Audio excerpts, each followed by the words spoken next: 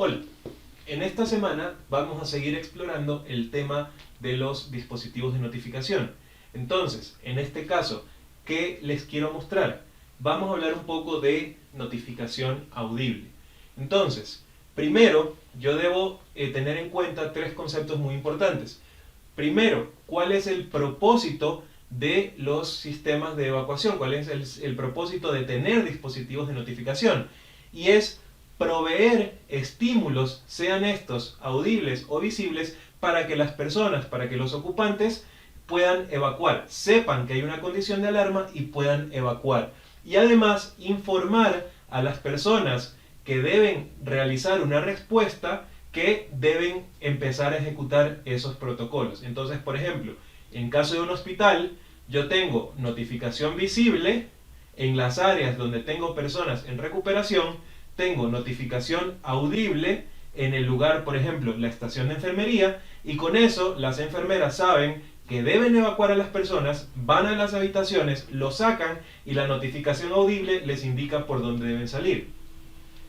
Además, debo tener en cuenta que la NFPA 72 me exige que los dispositivos de evacuación de notificación deben estar listados para el efecto. ¿Esto qué quiere decir? Que yo debo usar sirenas y luces estroboscópicas que estén listadas para el uso. No puedo, por ejemplo, poner cualquier sirena, o no puedo poner, por ejemplo, sirenas que son para alarma de robo. No, debo utilizar dispositivos de notificación que se hayan probado y que estén listados para el uso de sistemas de evacuación.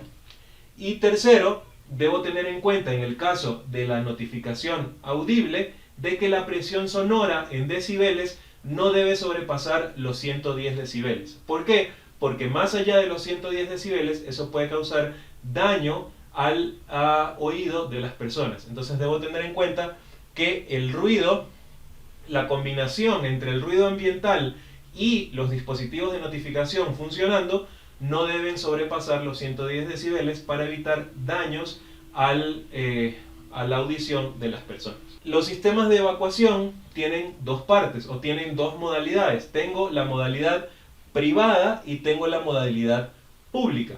Entonces, este tipo de modalidades cambian en relación a el tipo de ocupación y al tipo de lugar que estoy protegiendo. Entonces, ¿qué es modo privado?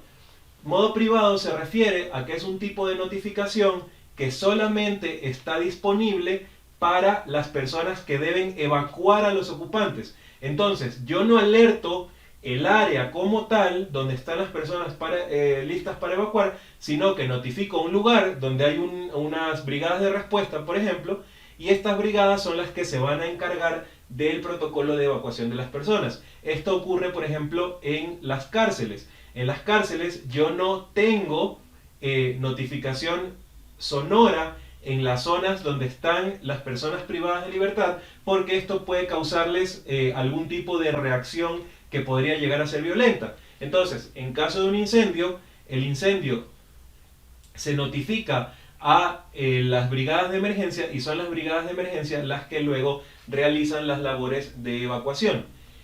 El otro modo es el modo público. El modo público es el más común, es el que usamos en casi todos los edificios, y es básicamente en el que el sonido y las notificaciones audibles le avisan a todos los ocupantes, o a los ocupantes por piso o como sea que se haya diseñado la evacuación, que tienen que salir. Entonces recuerden, hay estos dos modos. Privado, cuando no se alerta el área como tal, sino que se alerta a las brigadas de gente que está encargada de la evacuación de los ocupantes. Y por el otro lado tengo el modo público, que es el modo en el que normalmente trabajamos en Latinoamérica, que es en el que se notifica a los ocupantes de acuerdo a el diseño del edificio.